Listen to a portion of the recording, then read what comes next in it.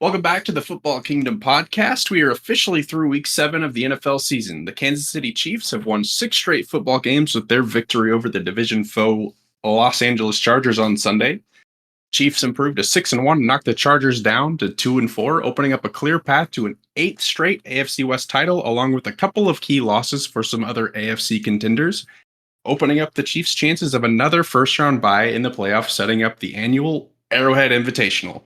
I am Brandon Johnson. With me, as always, is Tyler Mallon. Tyler, break down this Chiefs game.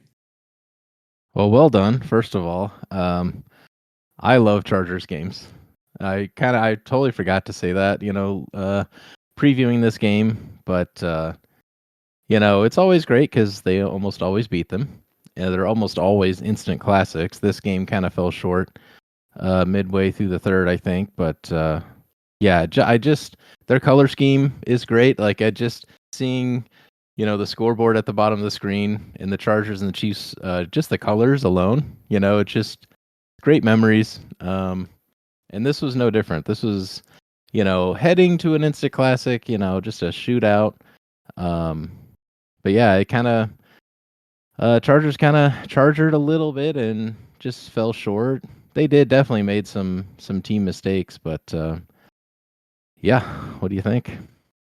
Yeah, for me, I gotta start at the beginning of this game, and I have to call out CBS because I really need to know who decided that it was a good idea to do the whole simulcast thing and make us watch the ending of the Colts-Browns game with the Colts-Browns audio.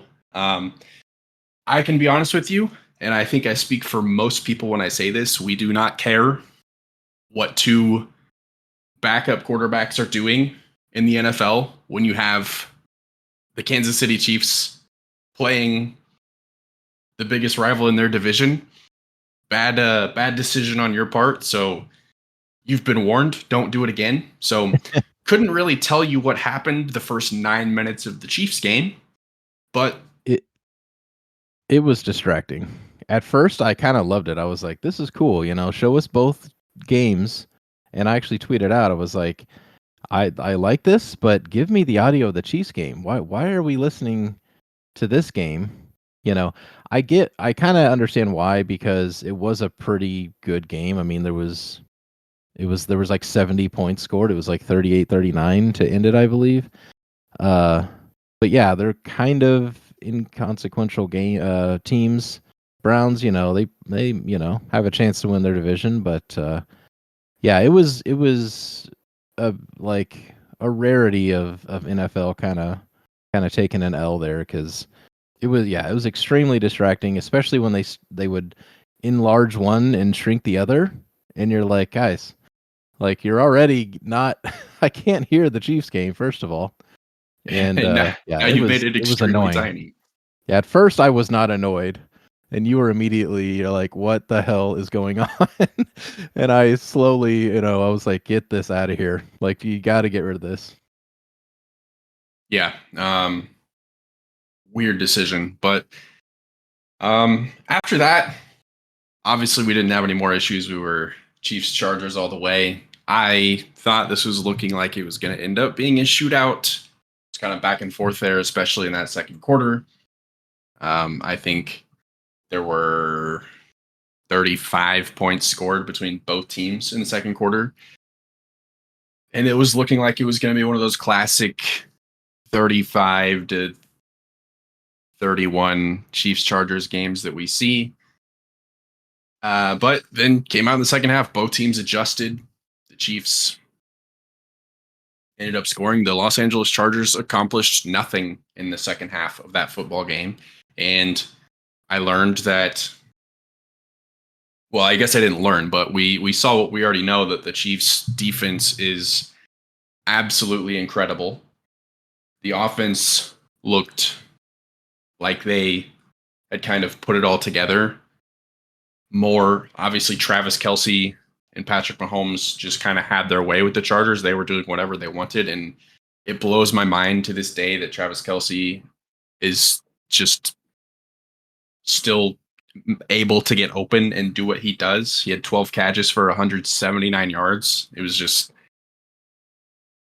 playing backyard football out there. And McCole Hardman came back, and he had an impact. He did more in this Chiefs game than he did for his entire New York Jets tenure. He had a big punt return towards the end of the game, along with a big first down catch to kind of, unofficially seal the football game. Tyler, where are you at? What do you think of McCole Hardman's return?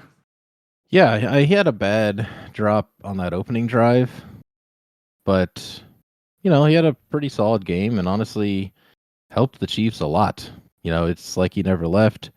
Had that great punt return, and no, I think that's it was a good move to get him back, honestly, because he was pretty solid on the team, and without Juju there now, it's we, as I said, the wide receivers have been struggling, and getting that guy kind of back into rhythm, it's like he never left. So that's I think that was a good move to bring him back. Yeah, that was kind of the thing. That was what I thought. I'm like, it's not going to hurt the team to have McCole Hardman back because he's going to plug right into the system. He knows what's going on. He has good chemistry with, well, I guess is decent chemistry. I don't know if him and Patrick Mahomes are quite there, but maybe this time around things will be different, and maybe he's kind of the jolt that this offense needed. He's obviously not like a big splash in the trade market, but it's something that the Chiefs recognize, hey, we got to do something, and he was available, and they went and got him. And as long as they have Travis Kelce doing this stuff, and they only need McCole to do what he did this game, like be a kind of a second read, essentially, because after that game, Mahomes to Kelce, he has 29 straight throws without any completion to Travis Kelce, which when it was 22 throws, they said it was like a 1 in 3,000 chance for that to happen. Like the probability of that to never drop a pass in 22, attempts. And now it's 29 straight. I don't know what kind of records are out there, but that's, I don't know. It goes back to what you said of like, and what everyone says every single game. They're like, people know Kelce exists. Why is he always so open? Why is he just that special?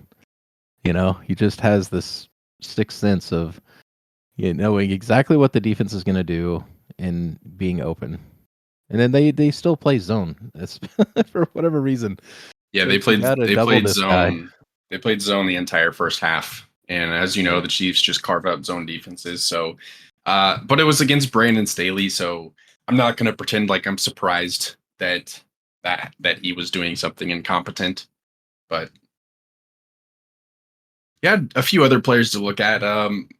Marquez Valdes-Scantling had a huge touchdown in this second quarter, and I think that's kind of who Marquez Valdes-Scantling needs to be. I don't need him to have 10 catches for 130 yards. Just if he could just have a big chunk play, then, once a game, I would not be upset about that.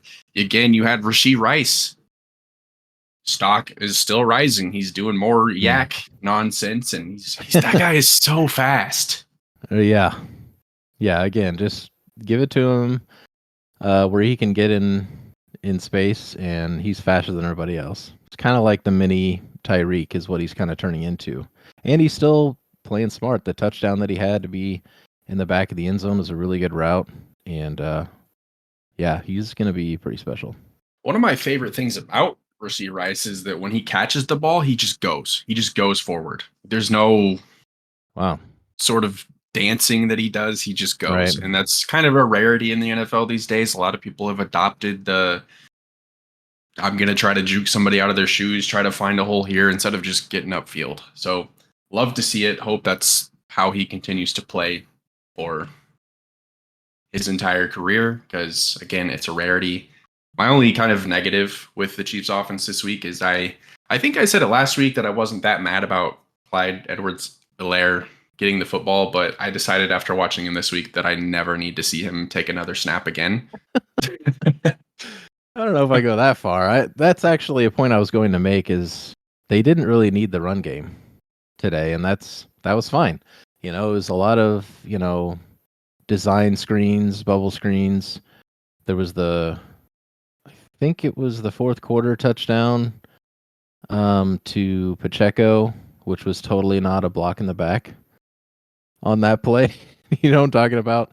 Oh yeah. There was that was missed call, but yeah, that's again, their running game really wasn't needed against this defense, especially if they're playing zone, and they were kind of slowed down in the second half, but again, they really didn't need any more points because the Chiefs defense is apparently, top 5, top 3 now all of a sudden, which is awesome.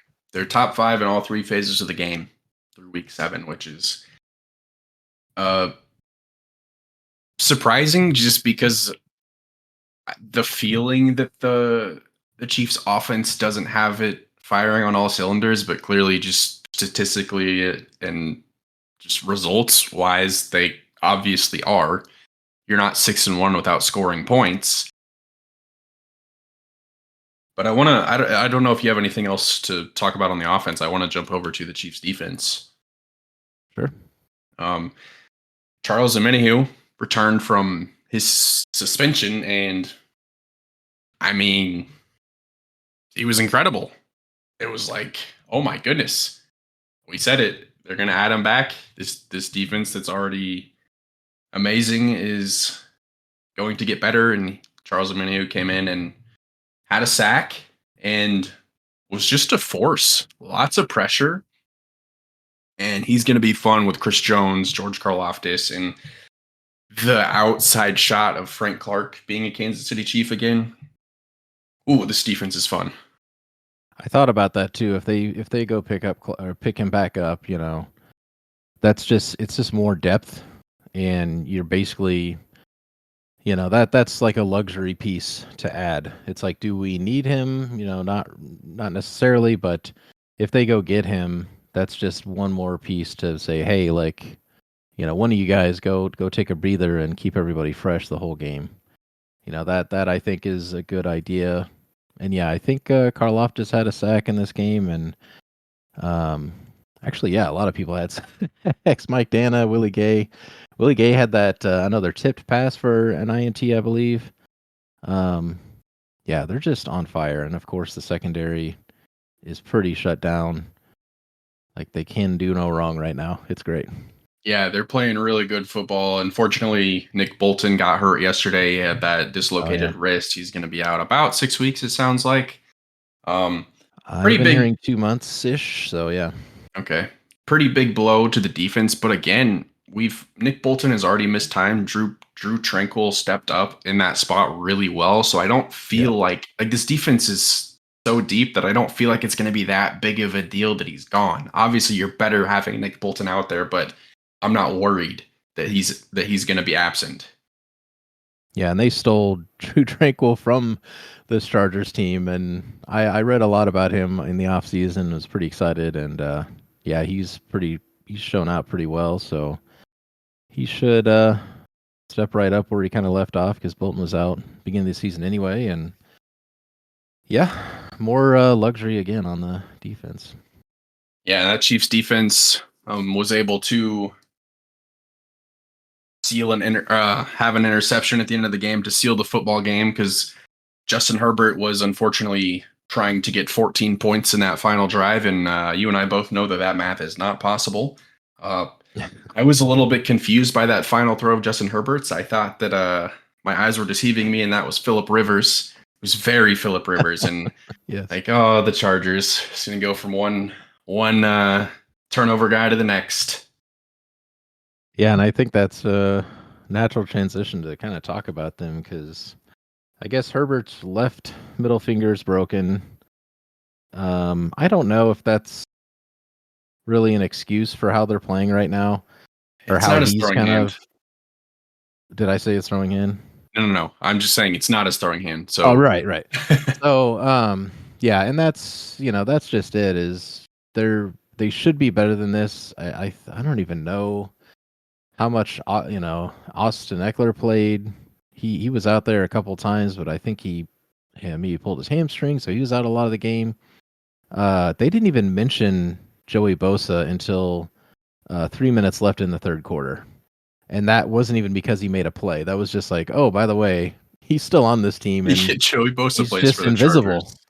Yeah, Yeah. like their whole team is kind of a mess, and yeah, I don't know again how long Staley's gonna last here. Yeah. Oh, because you know what? Sorry, he also there was, I think it was, yeah, it was at halftime. He had 3 timeouts as the Chiefs were marching down the field there, and they could have either called all 3 and had 90 seconds before or after the Chiefs scored, or had 15 seconds to maybe get a field goal, march down the field, do something, and they did neither of those. You keep 3 timeouts in your pocket, like, just again, really bad coaching. Well, Brandon Staley, we think that you're a little bit too aggressive. So he took a little bit of the opposite approach. He's like, "Oh, I'm going to be really conservative. See what they say about that." And it turns out that neither of them worked for the Chargers. Yeah, it is weird how they went from the team that goes for it on fourth down, especially against back then like a Tyreek Hill Chiefs team that everybody was afraid of, and now they don't even try. And they're quite honestly very underachieving. Yeah, it's unfortunate because I've said it time and time again. The Chargers have, I think, a really talented football team that, for some reason, like realistically, they should be giving the Chiefs a run for their money within the division year in and year out, but they just don't. And as I said in the open, Chiefs are on their way to 8 straight AFC West titles, unless something colossally stupid happens. I feel pretty good about it. Yeah, Chiefs 6-1. Chargers are now 2-4. Raiders are 3-4, and they just lost to a backup, a rookie. They also had a backup QB too as well, but yeah, this But they have AFC Brian West yet Hoyer. again. Brian Hoyer's been in the league for 80 Well, years. why is that? Why is he your backup QB? That's a good First of all, question. I thought the same thing because I was under the What are you impression that doing? he was in talks with being the Houston Texans head coach at one point last offseason. So, Oh wow, really? yeah. Did you see the Tyson Bagent? Have you seen this guy for the For the backup Bears. QB to the Yeah. Bears? Yeah, I actually This saw that his dad is like a pro arm wrestler or something. Yeah, he That's has what I like saw. some like 16 titles in a row or some ridiculousness. I don't know. I don't have much to say about this guy. This is kind of weird, but yeah, I saw multiple interviews and I'm like, this guy is such like a bro. He's just a dude. He's like got all these tattoos and I just is such a funny guy to come out here, and because I think he's actually going to be starting the next game, which is pretty interesting. But yeah, he had like 30 family members attend the game, and I don't know. He was kind of a character to see him come out and beat a Raiders team. But again, like Raiders starting Brian Hoyer, I don't know. Not too surprised there, but the Raiders are still a mess. And yeah, you're absolutely right. It's the AFC West is just continually owned by the Chiefs.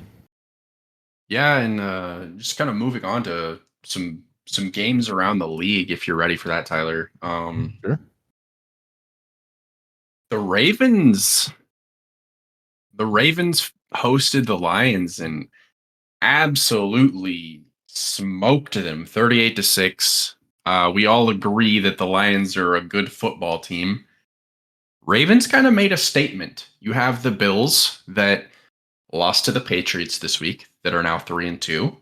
You have the Bengals who didn't play this week, but they are also they're in last place. They're 3-3. So you have the Bills, the Bengals that aren't even leading their division because Miami's on top of the AFC East, and then the Ravens are on top of the AFC North. So kind of a different situation than we were expecting going into the halfway point of the season, with the top three teams in the NFL being the Chiefs, Dolphins, and Ravens. And I think I misspoke on the Bills earlier. They're 4-3, not 3-2. But point still stands. Those two teams have work to do. I don't know.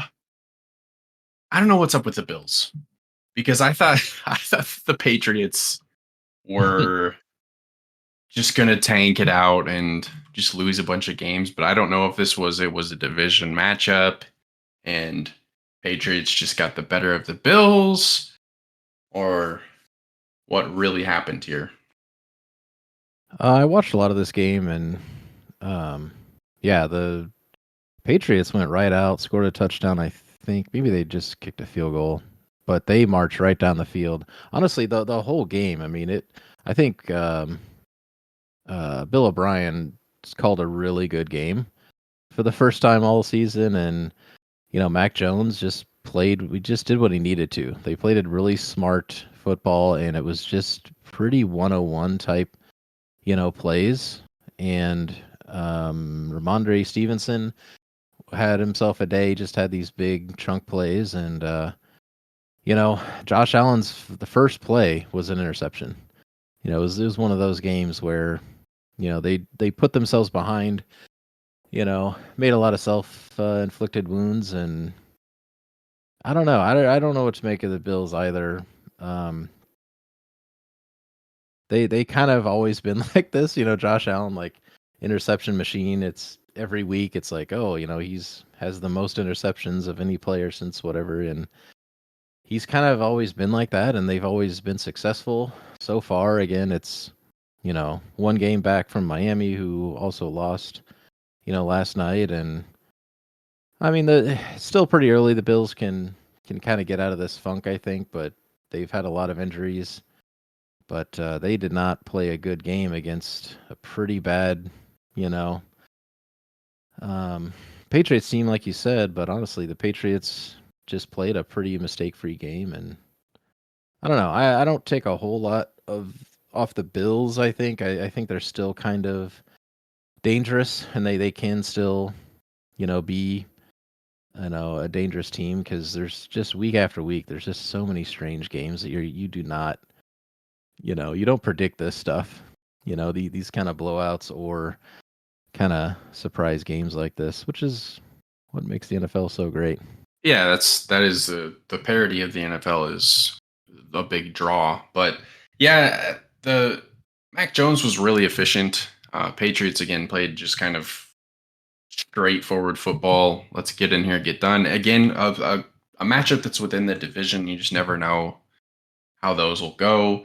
But I think we'll be talking about the Bills in a pretty positive light come late November, just because you kind of start to see the contenders move their way to the top. And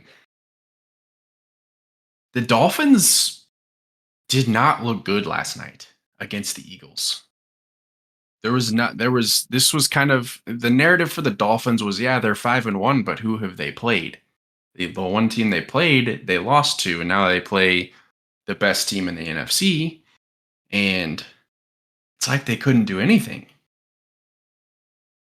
Yeah, this has been the narrative since Sunday night, and they beat the Dolphins have beat the Chargers, the Patriots, and Broncos. They lost to Buffalo. They then beat the Giants and the Panthers, who haven't won yet, and then they lost to the Eagles. So they have this, super fast, high explosive offense, but they were kind of, what's the word? Shined a light on, like, well, maybe this team isn't quite as good as everyone thinks, because they really beat up on some low-level teams, offensively, but couldn't really stop, a pretty, again, like, almost, well, mistake free. This was kind of another weird game where Eagles didn't have a single penalty. The Dolphins had 10. So it's one of those kind of games, but I don't know. I mean, the Eagles are for real is still, even after losing, last week. But yeah, Dolphins. I don't know. I'm not as afraid of them now that we're gonna see them in Germany. But Well, yeah, as a Chiefs fan, you look at that I was kind of calling it game of the year. I think right, literally as recently as last week, but seeing the Dolphins play against the Eagles, one, it just told me the Eagles are the best team in the NFC for one, just because they look really good, and number two, because San Francisco lost again, which we'll get to in a second. But the Chiefs, hypothetic or realistically, rather, should be 8-1 after Germany, and then after Germany, they host the Philadelphia Eagles. So Chiefs played the Broncos, then go to Germany, play the Dolphins there, and then they play the Eagles. So gonna be a fun stretch there. But as I spoke just a second ago about the San Francisco 49ers, they have now lost in back-to-back weeks, and this is the second week in a row that Brock Purdy just kind of looked was kind of unimpressed by his play. And has Brock Purdy turned back into a pumpkin, or is this because he has lost some weapons? What's going on with the 49ers? um, yeah, I wouldn't go too far on him. I mean, he didn't have like a terrible game, but yeah, the last two games he hasn't looked as good as he has. But I think this again is more parody of like you're not gonna win every single game, and he is a pretty young dude.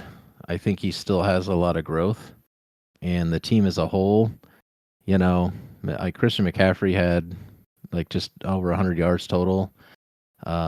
He was kind of quiet for as far as Christian McCaffrey goes. You know, um, Kittle had one or two catches. It's I don't know. I don't put a whole lot of stock again this early in the season. I guess we're almost midway, but as good as the Niners can be, we were just talking about how the Cowboys, didn't even show up against them. That was just like 2 or 3 weeks ago, so I don't a lot of people are like, well, is he not as good? It's like this elite quarterback is always the narrative, which drives me insane. But I don't know. I think they'll be just fine. Probably just had a bad couple of games. Quite honestly, though, I think this was more of like, the Viking. This is not the same Vikings team that the Chiefs played. They were on fire last night. That was just such a good game. This was actually one of my favorite games other than the Chiefs game. Is another Manning cast. They were back in full force. Absolutely love that. I wish that was like every game experience, but I'm going off on a tangent here. Manning cast is awesome, but I don't know. I think the Kirk Cousins had just an amazing game, and I don't know. I think Brock Purdy and the Niners will be just fine. Yeah, I think they will be too. Obviously, you're not going to go 17-0. Also, like you said, the Vikings looked really good. Kirk Cousins finally got that prime time win that he can't get, and looked Forgot about that. looked really good. Vikings are now 3-4. They're in second place in the NFC North, and they got momentum.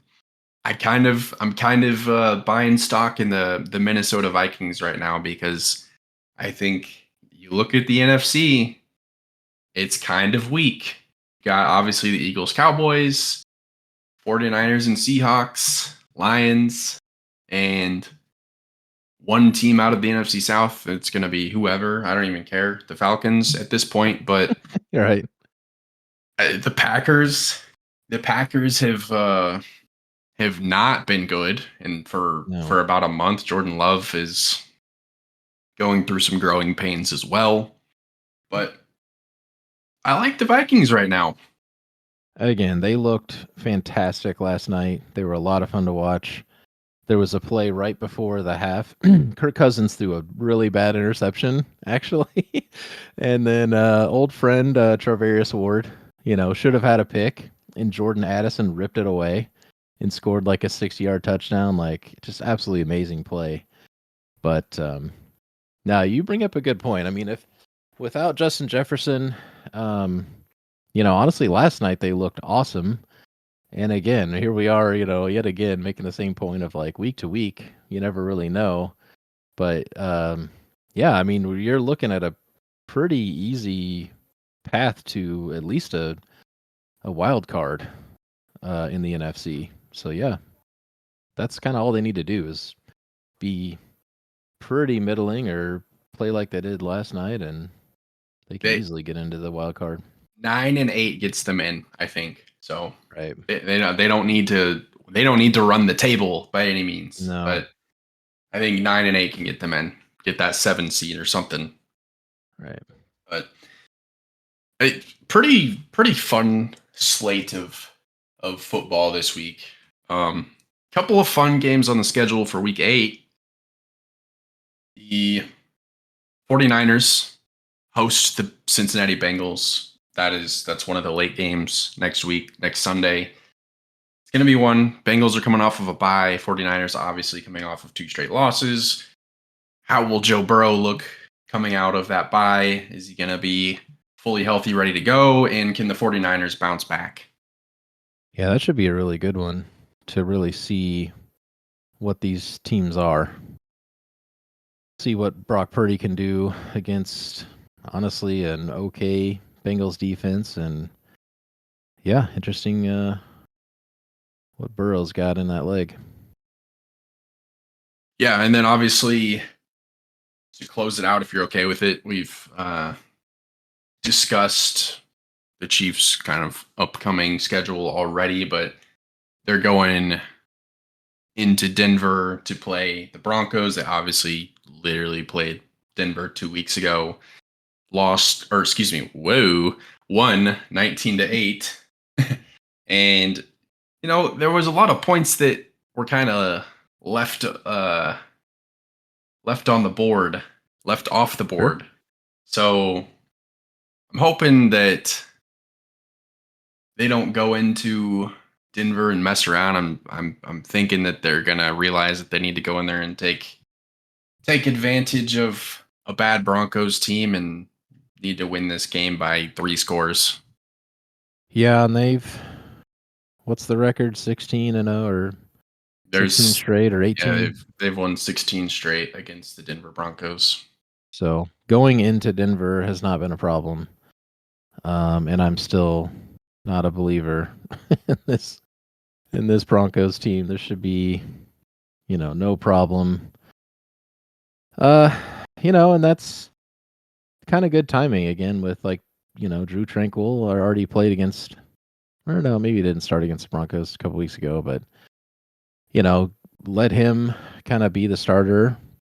And it's a weird kind of get right game, I guess, for Drew Tranquill solo is like, hey, go be the leader and put this Broncos team away and move on to Germany, I guess. But yeah, that's one of those things. Go in there, get a win, don't get hurt. But yeah. Honestly, we have the trade deadline coming up next week, and the Broncos might be doing a fire sale. So I don't know if that'll happen before this weekend. I'm assuming that they'll start moving players. If that's their plan, they'll start moving players Monday or Tuesday. But I mean, there's a possibility that we're not even going to know half the people on the Broncos team come Sunday. Right. But yeah. Yeah. No, I would say, yeah, keep an eye out for our upcoming episodes. We should have a couple coming our way. We're still not sure how we're going to do that with Halloween and the trade deadline being on the same day, but we'll let you know. Check out our Twitter, Pod Kingdom, @PodKingdom. We'll make announcements there, but yeah, maybe we'll do 2 separate episodes. We're not sure, but we'll figure it out. Yeah, that's all we have this week for Football Kingdom. Thank you for listening. We'll see you next week at some point. Later.